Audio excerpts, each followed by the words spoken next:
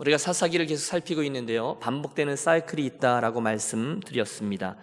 우선 이스라엘 백성들이 여호와 하나님을 떠나서 이방 신들과 우상들을 섬기기 시작하고, 그 결과 하나님께서 이방인들을 들어 이스라엘을 압제케 하시죠. 이스라엘을 심판하시는 겁니다. 그 와중에 이스라엘 백성들이 정신을 차리고 자기들의 죄를 깨닫고 하나님께 부르짖으면 하나님 언제 그랬냐는 듯이 또 한 번 저들을 용서하시고 그들 가운데 사사를 일으켜 그 고난 중에 이스라엘을 구원하십니다. 그리고 나면요, 잠깐 태평성대가 있는 듯 하지만 아쉽게도 그 사사가 죽으면 또다시 하나님을 떠나게 되는 이 악순환이 여러 번 반복되고 있습니다. 그런데 여러분, 그런 악순환 가운데서도 오늘 이 사사기 13장쯤에 이르면 안타깝게도 그 사이클마저도 사라지는 것을 봅니다. 이스라엘은 완전히 영적인 암흑기로 들어가서 이제는 뭐가 문제인지, 뭘 어떻게 해야 하는지 그것조차 완전히 잊어버리고, 그래서 이제는 여호와께 부르짖었다 이런 이야기가 흔적도 없습니다. 완전히 구제불능, 치유 불가입니다. 그 전까지는 그래도 큰 어려움을 겪으면 하나님 저희가 잘못했습니다, 우리를 구원해 주옵소서 이렇게라도 뉘우치거나 부르짖는 소리라도 있었는데, 이제는 아예 그 모습마저도 완전히 사라져버렸다는 거예요. 최악의 상황입니다. 오늘 13장 1절은 당시 이스라엘 백성의 모습을 이렇게 기록합니다. 봐주시겠어요? 1절입니다. 이스라엘 자손이 다시 여호와의 목전에 악을 행하였으므로 여호와께서 그들을 40년 동안 블레셋 사람의 손에 넘겨주시니라. 여러분, 40년 동안 큰 어려움을 겪었대요. 그런데 보십시오, 보통은 그 다음에 나와야 될 말이 있죠. 그래서 그들이 그 어려움 중에 여호와께 부르짖었더니 여호와께서 그들을 권념하셔서 사사 누구를 세워 그들을 구원하셨더라, 이런 기록이 나와야 되는데 이제부터는 안 나오는 거예요. 아니, 하나님께 나아가서 그들이 부르짖는 것조차도 생각해 보지 못합니다. 이스라엘의 이 모습이 너무 안타깝습니다. 사랑하는 여러분, 그러므로 어려움을 만나셨을 때 하나님께 나아가서 부르짖어야 된다라는 생각을 기억하고 정말로 그분께 나아가 무릎 꿇고 기도하는 것 자체가 이미 큰 은혜라는 사실을 기억하시기 바랍니다. 내 인생이 어렵구나, 기도해야지. 이 고난을 이길 힘은 나에게서 오지 않고 하나님의 도우심 뿐일 거야, 내가 기도해야지. 내일 새벽 예배 내가 가서 기도해야지. 내가 기도원에 한번 올라가야지. 여러분, 그것 자체가 은혜라는 거예요. 오늘 이스라엘을 보십시오. 그들은 그 고난 가운데서도 아무런 몸부림이 없습니다. 기도요? 금식이요? 옷을 찢어요? 전혀 그런 게 없습니다. 그냥 완전히 영적인 어둠에 빠져서 영적 기근 가운데 행하고 있는 것입니다. 혹시 오늘 우리들 가운데 우리 주변에 그런 분들이 계실지 몰라요. 오늘 나의 영적 상태가 어떤지 잘 알지 못한 채 문제의식이 없는 거죠. 도대체 뭐가 어떻게 된 건지 몰라요. 문제가 있는 것 같기는 한데 뭐가 문제인지, 어려움이 왔는데 왜 어려운지, 그래서 뭘 하기는 해야 하는데 어떤 걸 해야 하는지 모른 채 그냥 그렇게 인생길을 가는 분들이 있으실 수 있다는 거예요. 그게 그날 이스라엘 백성들의 영적 기근입니다. 오늘 나에게 그러한 영적인 기근이 있지 않는가 진작에 되돌이켜 보시기를 권합니다. 만일 그렇다면 오늘 저와 여러분 틀림없습니다. 이 사사기 13장에서 있는 것입니다. 여러분, 금요 예배에 나온 여러분들을 도매급으로 그렇게 취급하는 게 아닙니다. 우리에게 그런 경험이 얼마든지 있을 수 있다는 것입니다. 그때 영적으로 빨리 깨어나야 된다는 것이죠. 그런데 우리들의 시선은 그들에게 있습니다. 아니요, 이 13장에서부터 장장 14장, 15장, 아니 16장에 이르기까지 이스라엘 백성들은 자기들의 죄를 회개하고 잘못됨을 뉘우치고 여호와께로 돌이켰다, 적어도 하나님께 부르짖었다라는 기록 자체가 아예 없습니다. 너무 큰 위기죠. 그런데 여러분, 인상적인 것은 그런 순간에도 여러분, 그 패역한 자녀, 전혀 가능성 없는 그 이스라엘 백성들을 권념하셔서, 여러분, 이번에 우리가 요나서도 그런 이야기인데요, 그런데도 사랑으로 추적하시는 그분의 손길을 오늘 우리가 본문에서 똑같이 만나게 됩니다. 할렐루야. 여러분, 우리 하나님은요, 그 패역한 이스라엘 백성들을 그냥 그 죄 중에 내버려둬도 그대로 유기해버리는 그런 상태로 그들을 징벌하셔도 누가 뭐라고 하겠습니까? 그래도 하나님이 뭐가 아쉬우겠습니까? 그래도 하나님은 변함없는 은혜로 그들에게 다가가시더라는 거예요. 저에게 오신 은혜죠. 조건이 없습니다. 무조건적인 사랑입니다. 그 은혜가 이스라엘 역사의 한가운데로 지금 임하고 있습니다. 뭐죠?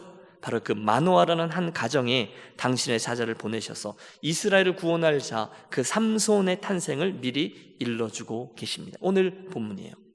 우리 함께 2절부터 5절까지의 말씀을 한번 봐주십시오. 2절부터 5절 같이 한번 합동합니다. 소라 땅에 단지파의 가족 중에 마노아라 이름하는 자가 있더라. 그의 아내가 임신하지 못함으로 출산하지 못하더니 여호와의 사자가 그 여인에게 나타나서 그에게 이르시되 보라, 내가 본래 임신하지 못함으로 출산하지 못하였으나 이제 임신하여 아들을 낳으리니 그러므로 너는 삼과 포도주와 독주를 마시지 말며 어떤 부정한 것도 먹지 말지니라. 보라, 내가 임신하여 아들을 낳으리니 그의 머리 위에 삭도를 대지 말라. 이 아이는 태에서 나옴으로부터 하나님께 바쳐진 나시림이 됨이라. 그가 블레셋 사람의 손에서 이스라엘을 구원하기 시작하리라 하시니. 바야흐로 삼손의 이야기가 시작됩니다. 여러분, 우리들의 질문은 이겁니다. 하나님이 그날 그토록 많은 이스라엘 백성들 가운데 그 가정들 중에 왜 이 마노아라는 사람의 가정을 택해서 삼손을 주셨을까요? 과연 그 가정이 어떤 가정이었을까요? 그래서 이 밤에 우리들은 어떤 가정이었기 때문에 그들이 그토록 놀라운 삼손이라는 축복을 품어낼 수 있었는지, 물론 전적인 하나님의 은혜죠. 그게 첫 번째 설명이고요. 두 번째, 그들 가정에게 있었던 특징은 어떠했는지를 잠깐 살피고 배우고, 가정의 달이잖아요, 우리의 부부됨, 우리의 가정됨을 한번 생각하며 결단하기를 원합니다. 자, 그 가정에 어떤 특징이 관찰되고 있습니까? 첫 번째로 그날 마노아의 가정은요, 하나님의 은혜와 또 하나님의 섭리를 인정하는 가정이었습니다. 한번 해보실까요? 하나님의 은혜와 섭리를 인정하는 가정. 여러분, 오늘 말씀이 이 가정의 형편에 대해서 무엇을 말씀하고 있는지를 보십시오. 그들이 우선 단지파 사람들이었다라고 되어 있어요. 그런데 그 가정에 아이가 없었대요. 여러분, 물론 지금은 아무도 그렇게 생각하지 않지만 그 당시 유대 문화권에서는 자녀를 많이 갖는 것이 그들의 인생의 성공과 실패를 가늠한다, 이렇게 생각하고 있었어요. 유대인들의 사고방식이 그랬다는 거죠. 어떻게 해서든지 그래서 비정상적인 방법을 통해서라도 자녀를 많이 가지려고 했었어요. 여러분, 앞선 사사들을 돌이켜보세요. 기드온 사사는 아들이 70명이었습니다. 이제 놀라지도 않으시죠? 계속 그런 얘기를 들어서. 입산이라는 사사, 지난 시간에 아들이 30, 딸이 30. 압돈이라는 사사, 아들이 40, 그리고 손자가 30 이렇게 돼 있습니다. 뭘 뜻하는가 하면 그 당시에는 한 사람이 여러 명의 아내와 여러 명의 첩들을 두고 살았다는 거죠. 그렇게 결혼을 해서 자녀를 많이 낳는 게 트렌드였다는 거예요. 많은 이들이 그렇게 했어요. 아니, 하나님의 위대한 사사들조차, 또 하나님의 위대한 선지자라고 불리우는 사무엘의 가정도 그랬습니다. 알고 보면 엄마가 둘이었던 거죠. 그게 그냥 자연스러운 그 사람들의 월드뷰, 사회적인 통념이었습니다. 그런데 오늘 마노아의 가정에 대한 2절의 말씀으로 돌아가 보면 마노아는 그러지 않았다는 거예요. 그 아내가 임신하지 못함으로 출산하지 못하더니 라고 되어 있는데, 이 말은 그들이 지금 그렇게 두 부부가 사는 것, 아내가 임신하지 못하는 상황을 하나님의 섭리로 받아들이고 그것에 매여서 살지를 않았다는 뜻입니다. 마노아의 가정은 자기 아내를 통해서 아이가 태어나지 않았을 때 남들도 뭐 다 그러는데 그러고 다른 여인을 취해서 자녀를 가진 게 아니라 하나님께서 그들의 인생에 주신 그 분복을 잘 받아들이고 그 섭리를 인정하고 살아갔다는 거예요. 드리는 말씀은 그 태도가 아름답다는 것입니다. 한 예이지만 만사가 그런 거죠. 우리가 가장 먼저 마노아의 가정에서 배우려고 하는 것은 하나님이 자기들에게 주신 은혜와 섭리를 그대로 인정하고 자족하면서 살았던 가정이고요. 그 모습이 복되다 하겠습니다. 목사로서 저는 우리 교회 공동체의 모든 가정이 이 마노아 가정의 태도를 본받게 되시기를 진심으로 바랍니다. 오늘 이 가정은요, 우리들에게 있는 수많은 질문들에 대한 해답을 줘요. 왜 우리 가정은, 왜 우리 집은 넉넉한 시부모님들 가진 가정이 그렇게 많은데 왜 우리 시댁 식구들은 그렇게 넉넉한 하나도 없어서 이렇게 문제가 생길 때마다 어디 맘 놓고 의지할 만한 형제 자매가 하나도 없냐? 혹시 그렇게 불평하시는 분 계십니까? 왜 우리 아이들은 저 집 아이들처럼 뭘 특출나게 잘하는 게 없냐? 전형적인 불편이죠. 왜 우리 남편은, 할 말 많으시죠? 왜 우리 아내는, 왜 우리 교회는, 왜 우리 교회 목사는, 왜 우리 교회 식구는 이러저러한 아쉬움이 있고 왜 우리 집 일은 이렇게 일마다 꼬이는 거냐? 여러분, 그런 생각들을 해보지 않으셨습니까? 여러분, 그때에 우리들에게 있는 그 다름이나 부족함들을 붙잡고 스스로 인생을 자각하며 막 자학하며 사는 분들이 있습니다. 불평과 불만 가운데 어휴 저 왼수 이러면서 그렇게 사는 것이 아니라 오늘 이 마노아의 가정처럼 하나님이 주신 섭리와 분복을 모든 거죠 감사함으로 받고 살아가는 그런 가정들이 되시기를 축복합니다. 두 번째로 그 가정의 특징이 있습니다. 그것은 그의 가정에 믿음의 아내와 기도의 남편이 있었다는 거예요. 이것도 따라해 주십시오. 믿음의 아내, 기도의 남편. 우리가 함께 읽었습니다. 3절부터 기록을 보면 어느 날 하나님의 강권적인 은혜가 저들에게 임해서 하나님의 사자가 다가옵니다. 그리고 아내에게 수태고지를 했어요. 앞으로 너희 집에 하나님께서 아들을 하나 줄 건데 그 아이를 하나님의 사람으로 잘 길러라. 그는 구별되어 태어날 나실인으로서 나중에 블레셋에서 이스라엘을 구원할 자다. 이렇게 말입니다. 다른 말로 하면 지금 여러분 그 아내가 놀라운 영적인 체험을 한 거예요. 천사를 만난 거죠. 바로 그때 여러분 잘 보세요. 이 여인이 무엇부터 합니까? 그는 조금도 주저함이 없이 곧바로 남편에게 달려갑니다. 그리고 그대로 전합니다. 6절 이에 그 여인이 가서 그 남편에게 말하여 이르되 하나님의 사람이 내게 오셨는데 그의 모습이 하나님의 사자의 용모 같아서 심히 두려움으로 어디서 왔는지를 내가 묻지 못하였고 그도 자기 이름을 내게 이르지 아니하였으며 그가 내게 이르기를. 그리고 그 다음 이야기가 이어지는 거죠. 여보 글쎄 하나님의 사자가 나에게 나타나서 뭐라고 하셨는가 하면 좀 뚱딴지 같은 이야기일 수 있는데 글쎄 나에게 아들을 주신다네. 이 아이가 나중에 특별한 하나님의 사람이 될 거래. 상황이 이런 거죠. 여러분 바로 그 순간에 특별히 여기 계신 남편 되신 분들 입장을 좀 바꿔놓고 생각해 보십시오. 만약에 어느 날 여러분의 아내가 갑자기 이렇게 나온다면 여러분 어떻게 반응하시겠습니까? 홍수사님 좋으시겠어요? 그런 상황에 부인 그러셨군요. 참 감사한 일이요. 여러분 그렇게 반응하시겠습니까? 아니면 남편들이 대답하는 거예요? 아니면 갑자기 이 여자가 어디 가서 낮술을 한잔 했나? 시끄러워! 정신 또 어디 가서 뭔 소리를 듣고 와서 이래. 여러분 그렇게 반응하시겠습니까? 전자가 쉬워요? 후자가 쉬워요?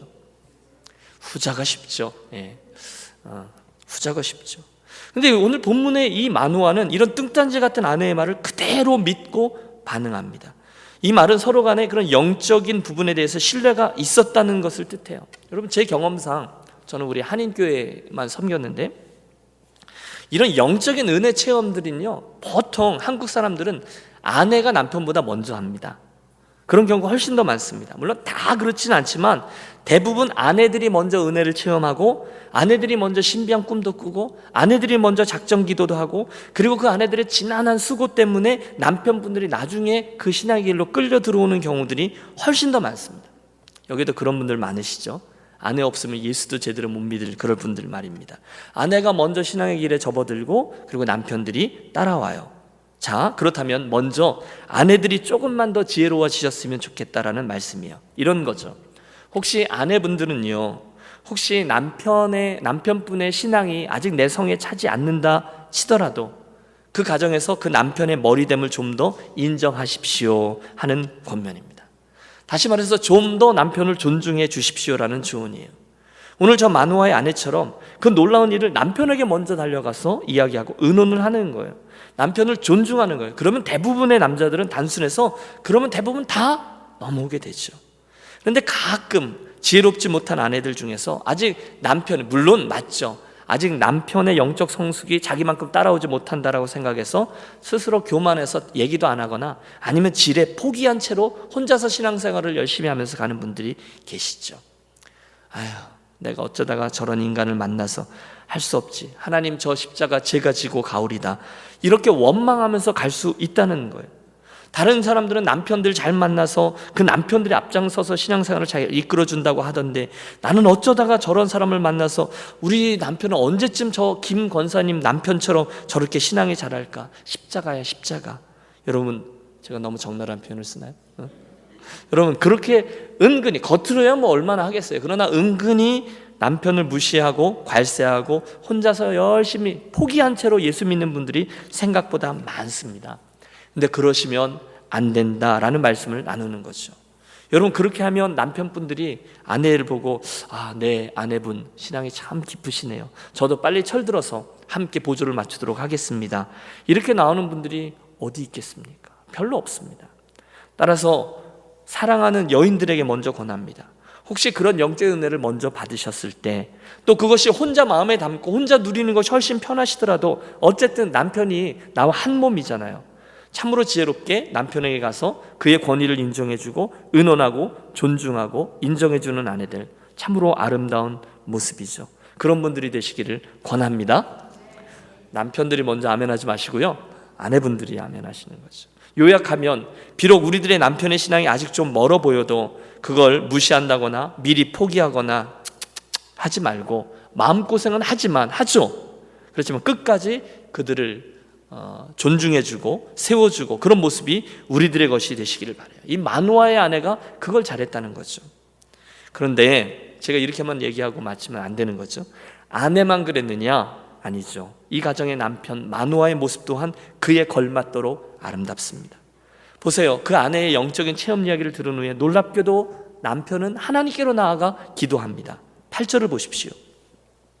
마노아가 여호와께 기도하여 이르되 주여 구하옵나니 주께서 보내셨던 하나님의 사람을 우리에게 다시 오게 하사 그로 우리가 그 낳을 아이에게 어떻게 행할지를 우리에게 가르치게 하소서 하니. 남편분들 계시죠? 아내가 먼저 은혜 받을 수 있습니다. 아내의 믿음이 내 것보다 더 클 수도, 또 아내의 은혜 체험이 더 빠를 수도 있습니다. 하지만 그때 질투하지 마시고, 또는 그리고 더 엇나가지 마시고, 나도 같은 은혜를 구하는 겁니다. 아내에게 나타나 주신 여호와의 사자여, 나에게도 나타나 주십시오. 저에게도 같은 은혜를 주십시오. 저도 그 하나님의 사자를 만나게 하셔서 이것저것을 다시금 가르쳐 주십시오.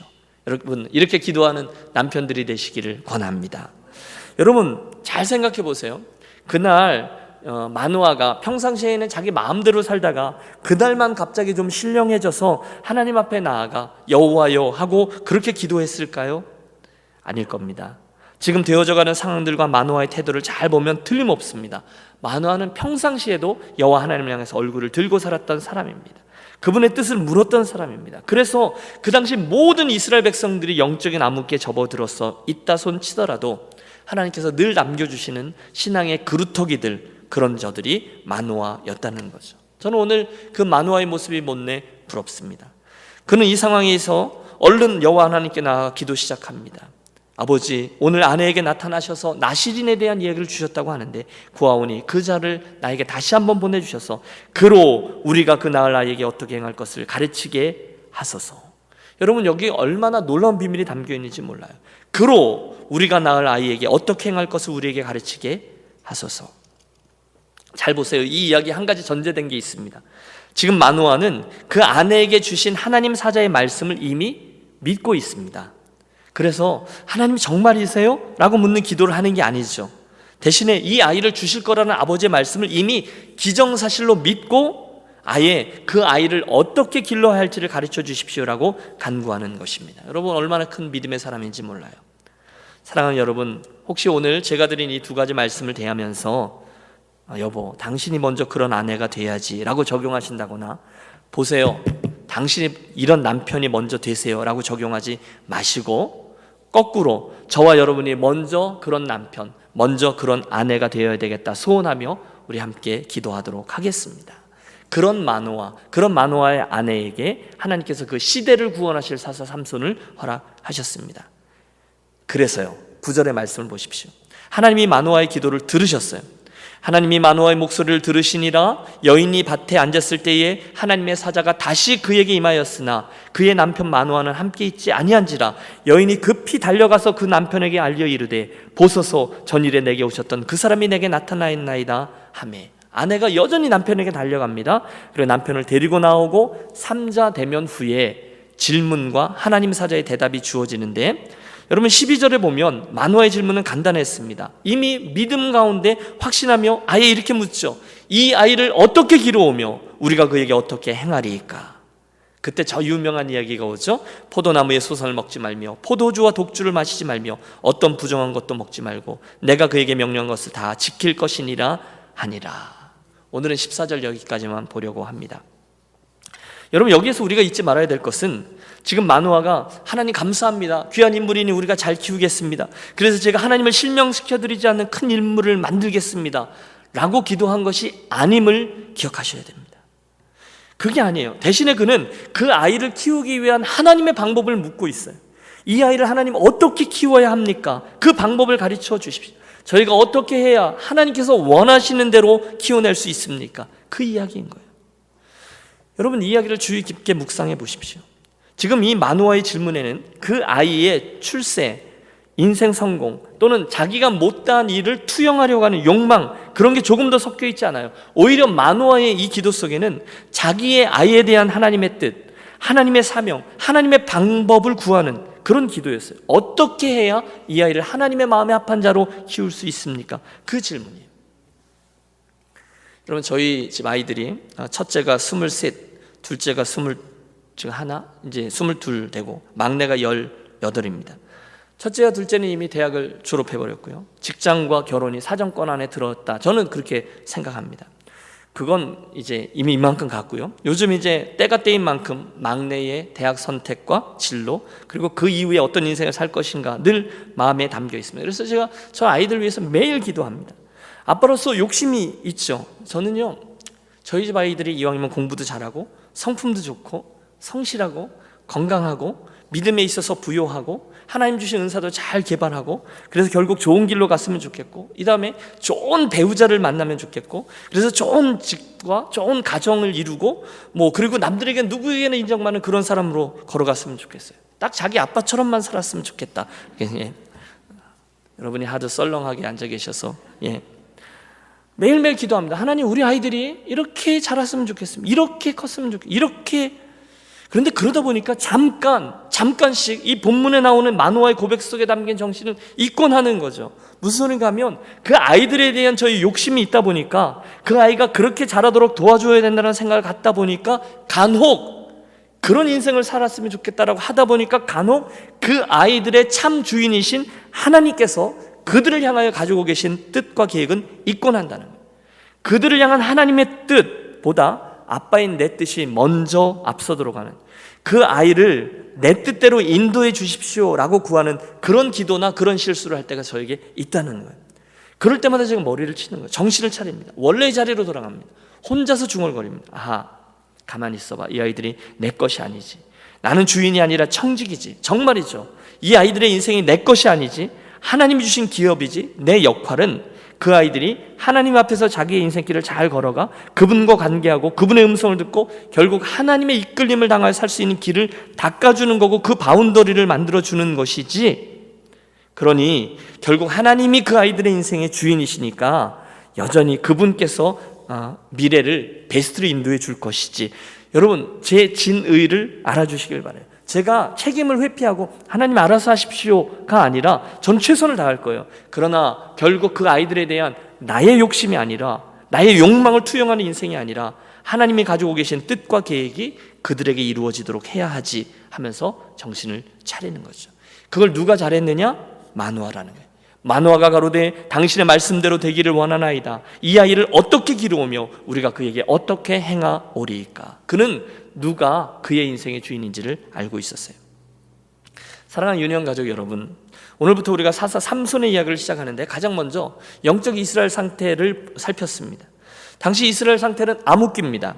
이제는 아무도 하나님께 부르짖지 않아요. 다 잠들어 있어요. 하지만 그 안에 하나님께서 보배와 같은 마노아의 부부를 예비해 놓으셨다는 거예요. 그 가정은 무엇보다 여호와 하나님을 경외했습니다. 서로를 존중하는 남편과 아내가 있습니다. 하나님 말씀이 주어지면 그대로 믿고 어떻게 하면 하나님 앞에서 그 아이를 양육할 것인가 라는 부모였다는 걸. 그때 하나님이 그 가정을 축복의 통로로 사용하셔서 그 시대를 구원할 걸출한 사람 삼손을 허락하셨다는 것입니다. 바라기는 우리 유년교회 가족들의 가정도 이처럼, 지금 5월 가정의 달이라고 우리가 하잖아요.